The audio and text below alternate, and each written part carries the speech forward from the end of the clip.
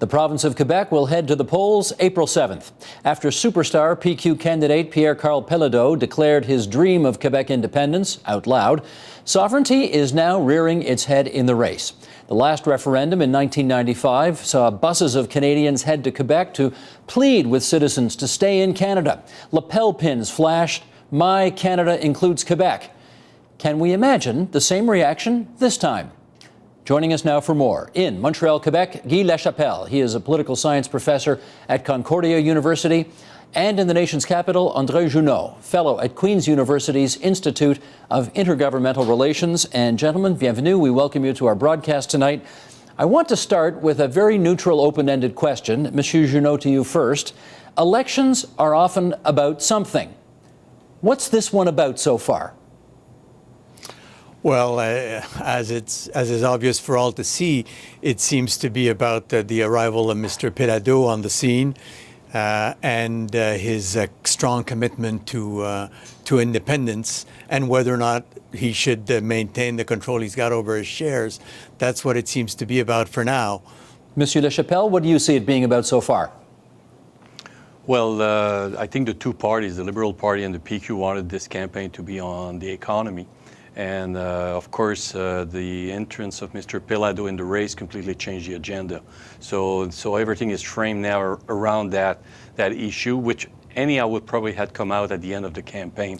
But now that it's at the beginning, that there's a kind of polarization now going, where the Liberals are trying to get the most of the Federalist vote, and the PQ getting the vote even from the left, from Quebec Solidaire and the other parties. So we are in a very, the next polls will be very interesting to see if there's a kind of shift of movement toward this polarization, toward the two main parties. And Monsieur Juneau, obviously the Parti Québécois was very excited on day one to be able to splash to the country the fact that PKP was in the race for them. That was a big get.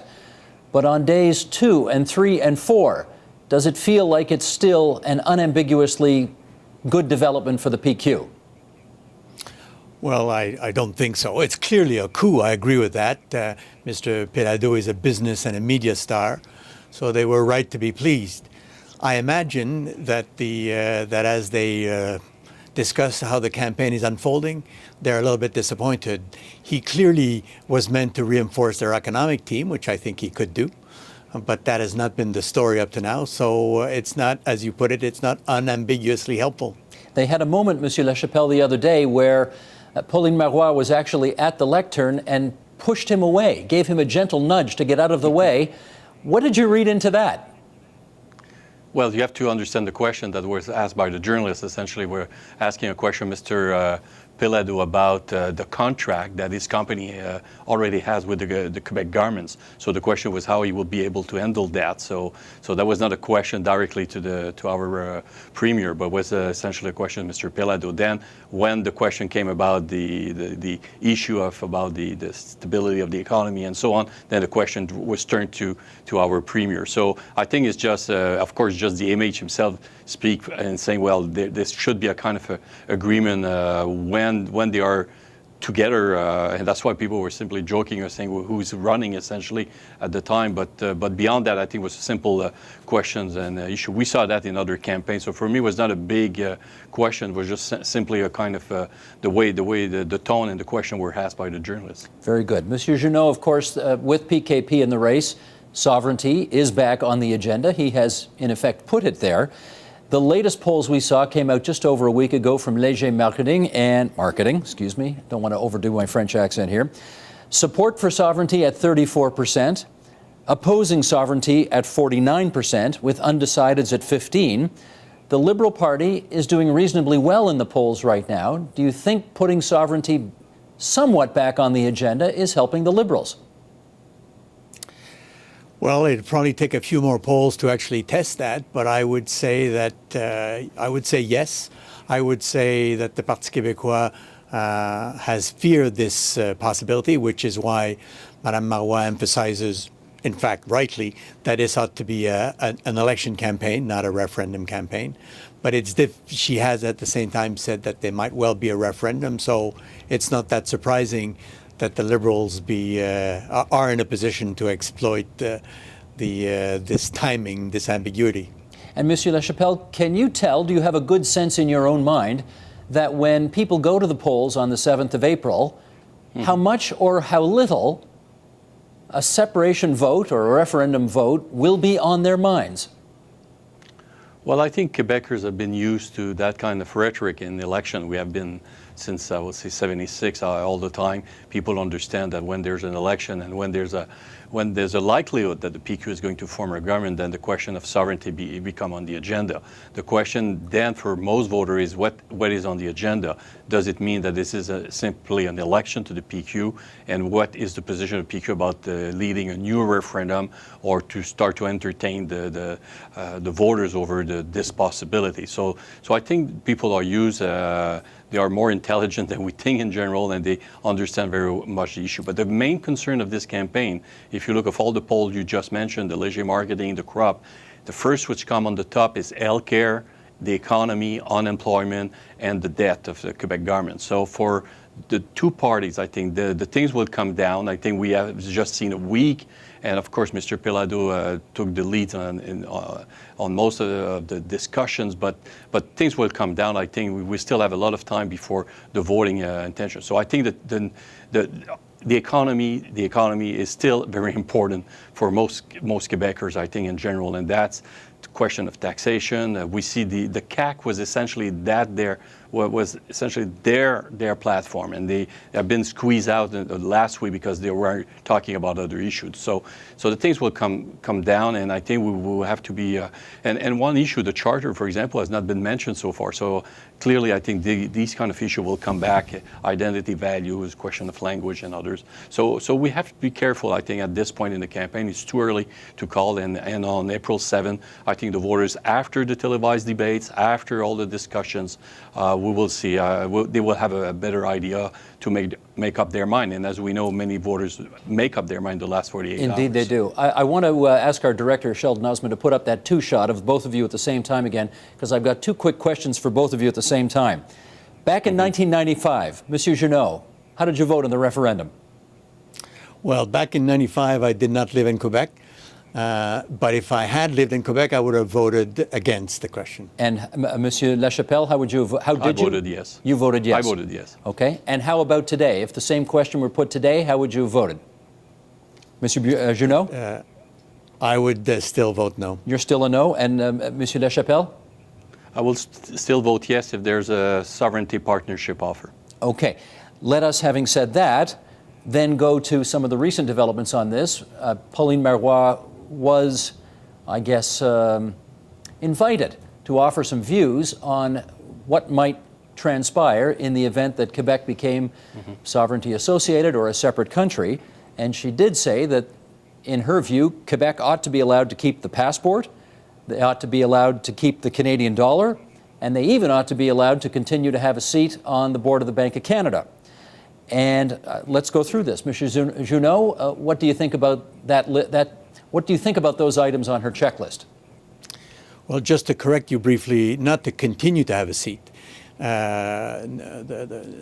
Only people appointed by the federal government have seats on the board of the Bank of Canada.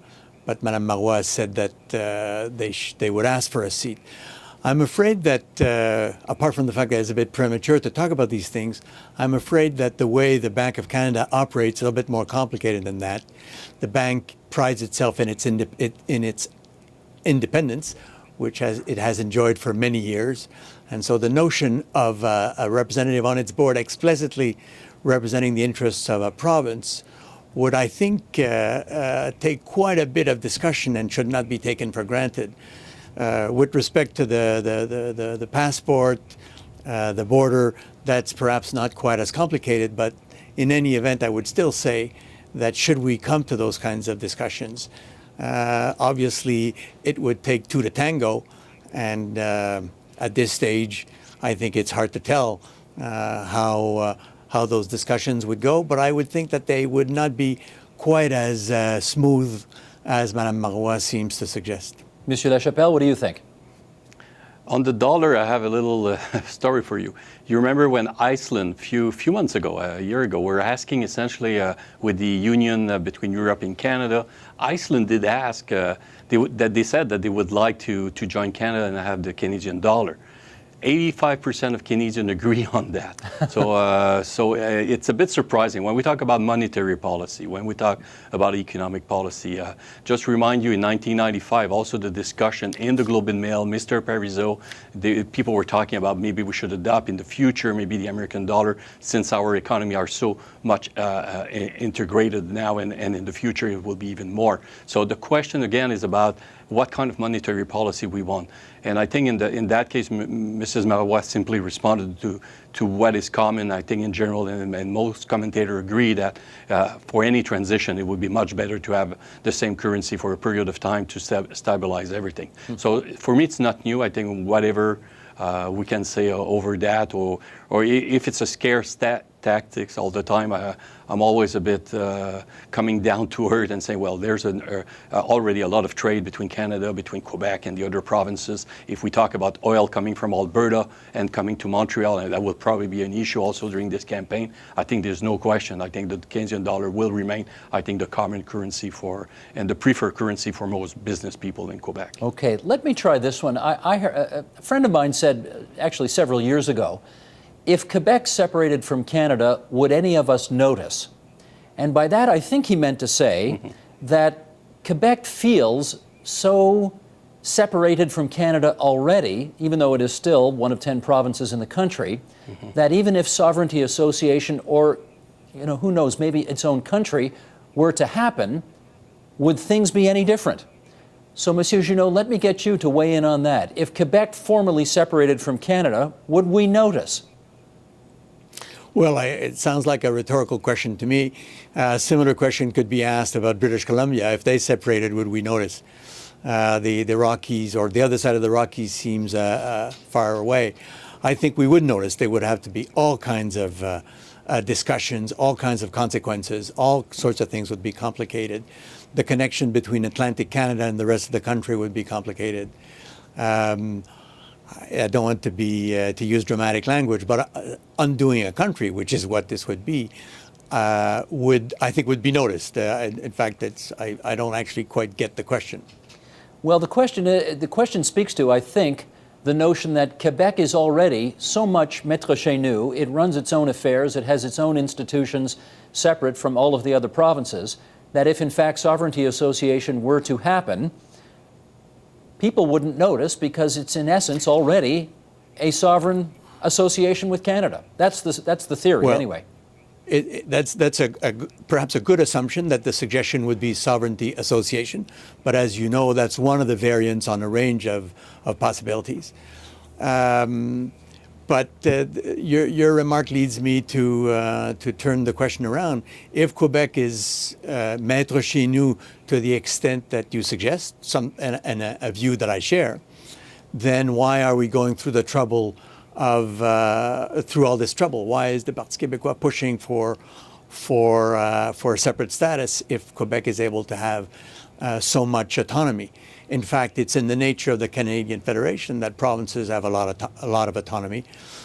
Sometimes I spend time looking at what keeps politicians busy in Quebec City, at Queen's Park, in Edmonton, and it's amazing the amount of time politicians spend on issues that are provincial as opposed to federal, national, or federal-provincial. So that's the nature of this country. Understood. Let me, Monsieur Lachapelle, read you something that was in Michael Dentant's column in the National Post last week, and then I'll get you to weigh in on that. He writes, as we head into a Quebec provincial election with the separatist Parti Québécois in a position to win a majority, this much can be taken as given. The response in the rest of Canada to any resulting new push for independence will be quite different from last time or the time before that. There will be no candle in the window. No heartfelt plea from Main Street, Ontario, imploring Quebeckers to vote no. If anything, the opposite could occur. Ontarians formed the bedrock of the pro-unity side outside Quebec in the old national unity debates, but the Ontario of today is far different from the one of the latter 20th century. Its manufacturing economy has been decimated. In 2009-2010, The province joined the have-nots under the federal equalization formula, receiving $347 million. This year, Ontario is to receive just over $3 billion. Quebec, just under $8 billion. Resentment of Quebec's endless gripes has always bubbled just below the waterline in Ontario. With so many in the province struggling, expect that to surface.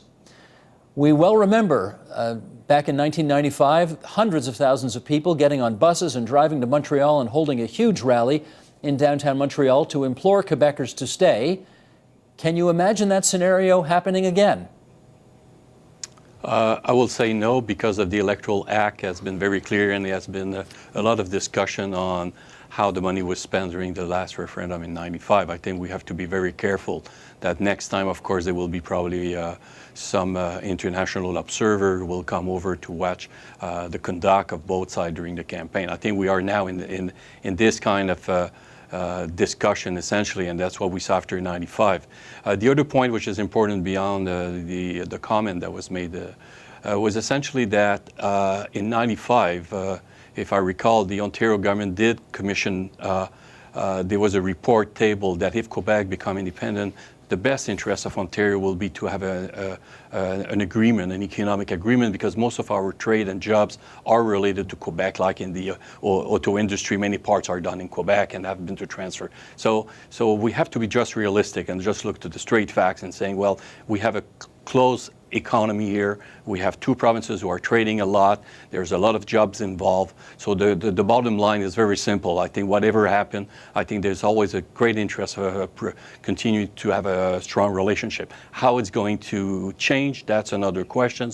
But at that point, I will say for a certain period of transition, and I think that's why the partnership offer about an economic partnership remain a very important key element, both for Ontario and both for Quebec, because the jobs are linked, and again, people are traveling across the two provinces heavily from Montreal and Ottawa or Montreal, Toronto. I think we cannot stop that. And I think just in a very realistic way, I think people would prefer to take that thing continue as it is for a period of time, and then people will adapt themselves to the new reality. Monsieur Juneau, let me share some other numbers that Léger Marketing came up with recently. Quebec as seen by the rest of Canada. An asset or not? 39% of the people surveyed said Quebec was an asset to Canada. 43%, a larger number, said Quebec was more of a burden to Canada. What do those numbers tell you? A few things. One is I think Mr. Lachapelle knows a lot more about polls than I do, but 39 to 43 is not exactly a huge gap. Secondly, I would say that it's clear from various sources. I haven't seen a lot of empirical evidence, but it's clear that there's a kind of impatience across the rest of Canada. At the same time, I would think, speaking of Ontario, that somebody like Premier Wynne, if she is still the Premier of Ontario, would not take an indifferent attitude towards during the debate that might take place. I think that she would be interested in making the case for keeping Quebec in Canada. I would also make the point that, again, understanding that there is this impatience across the land, when I think about the last 15 years, say, I am not struck by Canada-Quebec issues dominating the national agenda as they did over various periods in our past. And so I wonder how deep this impatience is. And I'm not certain that with some leadership, one couldn't have a serious discussion on whether or not the country is better off with Quebec or without Quebec. Who was poised Remember to be that too leader? that. I beg your pardon? Who was poised to be that leader that you just referred to? Well, it's probably not a question of just one person. I think the Prime Minister of Canada has a responsibility, and I see no reason to believe that he won't exercise it. There's some evidence in the press these days that he has been having the conversations that he ought to be having at this stage. I think that there can be more than one champion. So I imagine that the leaders of the major parties in the House of Commons will also want to be active, and so will Mr. Couillard. if of course he is in opposition, which is the assumption on which this conversation is based. Do you think, Monsieur Lachapelle, that a prime minister with so few seats as a part of his majority government in the province of Quebec, could he be the person who could lead this conversation that Monsieur Juneau just referred to? I don't think Mr. Harper can do it, and I think this is one of the fundamental questions there. Over the last 15 years, even after Mr. Chrétien years and Mr. Martin and other, they put the Quebec issue on the back burner. Most federalists in Quebec were very disappointed, even among the Charest government, and that's why it was very difficult even between Mr. Charest and Mr. Harper to discuss those issues, because this is federalists who were asking for years that Quebec should be either a special status with Claude Ryan, the Distinct Society with Mr. Bourassa. All the discussion was led by federalists who were unable to come with an agreement. And at this point, when Mr. Harper, the perception is still Mr. Harper as the fabric of the reform that is beyond his, and he's trying to build a new Canada, to get rid of the Trudeau years and a more liberal left kind of ideology, to bring his own ideology. So for Quebec, people are saying, well, is it the kind of Canada we would like to live in? Simple issue like even all the signs, the symbolic change of making the army, the Royal Army and things. People have to remember there was part of the independence of Canada about its foreign policy, that the foreign policy of Canada should be different from the Brits and the Britain policy internationally. So people fought over that among federalists about having an independent foreign policy and external affairs. So for years, I think this is the kind where Quebec has contributed a lot to the history of Canada, to the development of Canada, and that's something I think Canadians should never forget.